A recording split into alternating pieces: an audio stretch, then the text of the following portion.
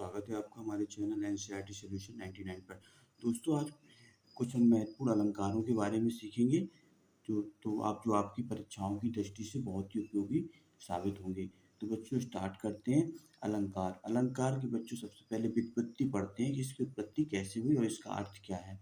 तो बच्चों, अलंकार शब्द जो है अलम प्लस कार के योग से बना है, जहाँ अलम का अर्थ होता है बच्चों शोभा और कार का अर्थ होता है करने वाला, अर्थात किसी भी पदार्थ की शोभा में वृद्धि करने वाला जो पदार्थ होते हैं बच्चों, वो अलंकार कहलाते हैं।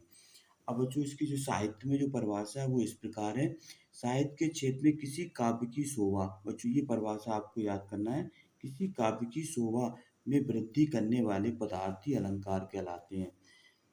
तो बच्चों, काव्य की शोभा में वृद्धि करने वाले पदार्थ क्या कहलाते हैं? अलंकार कहलाते हैं। अब बच्चों, अलंकारों का वर्गीकरण किया गया है। अलंकारों को बच्चों 3 भागों में बांटा जाता है। कितने भागों में बच्चों? 3 भागों में। कौन कौन से इसके भाग है बच्चों? पहला है बच्चों शब्द अलंकार, दूसरा है अर्थ अलंकार और तीसरा है बच्चों उभय अलंकार।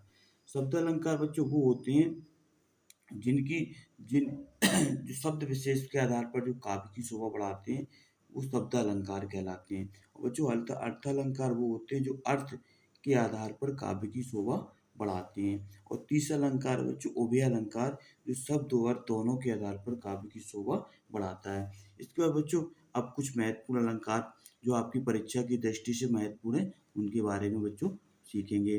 पहला अलंकार है बच्चों भ्रांतिमान। भ्रांतिमान अलंकार की परिभाषा देखते हैं बच्चों। भ्रांतिमान अलंकार क्या कहलाता है? भ्रांति का मतलब होता है बच्चों भ्रम। क्या होता है बच्चों? भ्रम। भ्रम का मतलब होता है, जैसे बोलो अंधेरे में अपन ने कोई रस्सी देखी और रस्सी को अपन ने उसको क्या समझ लिया बच्चों? सर्प। तो रस्सी और सर्प में भ्रम हो जाता है। तो बच्चों, भ्रांति में परिभाषा बच्चों को नोट कर लिए, महत्वपूर्ण परिभाषा बच्चों। जहाँ एक वस्तु में किसी अन्य वस्तु का भ्रम उत्पन्न हो जाता है, तो वहाँ बच्चों भ्रांतिमान अलंकार होता है। क्या होता है बच्चों? भ्रांतिमान। इसके बच्चों ये एग्जाम्पल देखिए, ओस बिंदु चुक रही, हंसनी मोती उसको जान। अर्थात बच्चों, हंसनी को ओस की बूंदों में किसका भ्रम हो रहा है बच्चों? मोती का। तो इस तरह उसको भ्रम उत्पन्न हो गया, इसलिए बच्चों यहाँ पर भ्रांतिमान अलंकार है। दूसरा उदाहरण बच्चों ये देखिए, बिल विचार प्रविशन लगो नाग शून्य में व्याल, काली ईख समझ कर उठा लियो बलवाल। बच्चों, इस पद में जो सर्प को जो है, नाग मतलब सर्प होता है, को हाथी की सूंड में बिल होने का भ्रम उत्पन्न हो गया, तथा हाथी को जो है ईख में, जो काली ईख है बच्चों, गन्ना होता है ना, इसमें जो है सर्प का भ्रम उत्पन्न हो गया, सर्प समझ लिया उसने। तो बच्चों, यहाँ भ्रम जहाँ उत्पन्न होता है वहाँ पे भ्रांतिमान अलंकार होता है। बच्चों, दूसरा महत्वपूर्ण अलंकार है जो आपकी परीक्षा की दृष्टि से, वो है संदेह अलंकार। संदेह अलंकार की परिभाषा बच्चों। संदेह अलंकार क्या होता है? काव्य में जहाँ किसी वस्तु या व्यक्ति को देखकर संशय होने का चमत्कार वर्णन हो, वहाँ पे संदेह अलंकार होता है।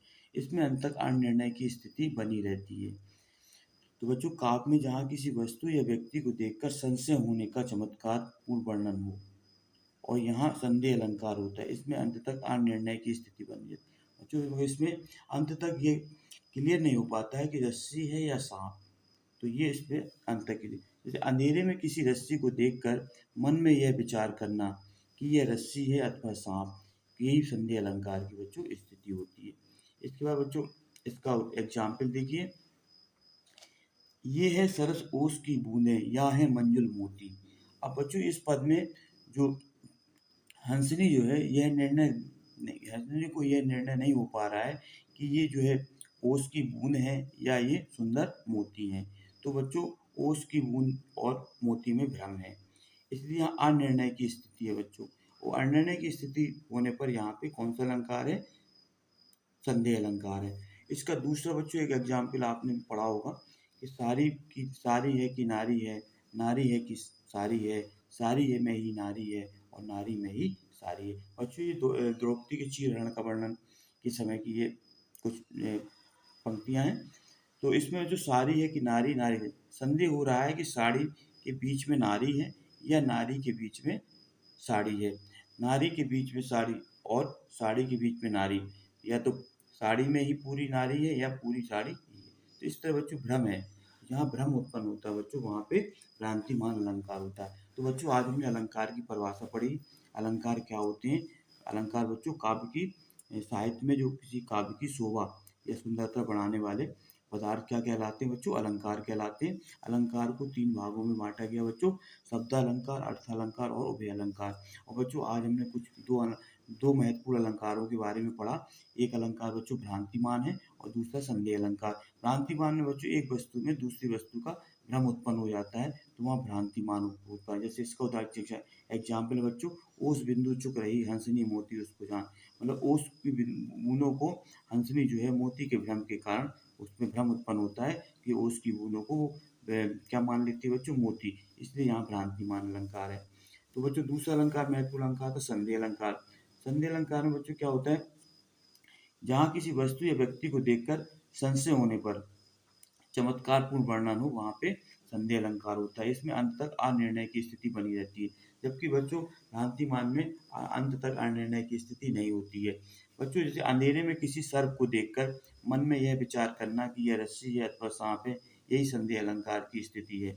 इसका उदाहरण बच्चों, ये है सरस ओस की बूंदें या है मंजुल मोती। अर्थात बच्चों इस पद में जो हंसनी हंसनी जो होता है उसको यह निर्णय नहीं कर पा रही है कि ओस की बूंदों हैं या अथवा क्या है ये सुंदर मोती।